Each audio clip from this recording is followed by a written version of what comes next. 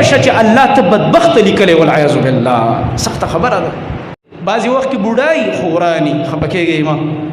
بعضې وخت کې داسې سپین ږیری خو هغه بس د هلکانو نه فاحشي. په دې خبره زما څوک خفه نه شي ځکه زما هر څوک نه دي مراد. بعضې بدبخته دسي ځکه عایشه رضی الله عنها فرمایي چې د یو سړي عمر د 40 کالو نه واوړېده او د بیا هم خپل هغه غلطه ژبه کنټرول نه کړله، بیا هم خپل غلط حرکتونه کنټرول نه کړه. 40 کالو نه د عمر واوړېدو، 40 کالو کې عمر پوخ شي او بیا هم ته هغه ناروا حرکات کې وران حرکتونه کې، نو پوه شه چې الله ته بدبخته لیکلی والعیاذ بالله.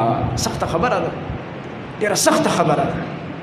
دی وجنه با چې کله د سلف عمر 40 کالو ته ورسېده سخت به یېرېدل او جړل به چې یا الله زموږ عمر خو اوس پوخ شو، عقل هم پوخ شو. بیا به مکمل ځان عبادت ته فارغ کو. اکثر به د دنیا کار کې ټیم ډېر کم ورکو، یا به مکمل ځان د دنیا د کار نه فارغ کړه که بچي به هغوی ته به وسپارو. تاسو پوه شو کور سنبالول هم پوه شه، بس دی ما نور عبادت ته پرېږدئ، زه به د الله بندګي کوم نوره قیامته پورې به زه ژوند یم، تاسو له به یې ګټم. دا د سلفو پریز د دې عمر خو هم څه تقاضا شته که نه؟ دا خو د الله له طرف نه یو لوی حجت دی.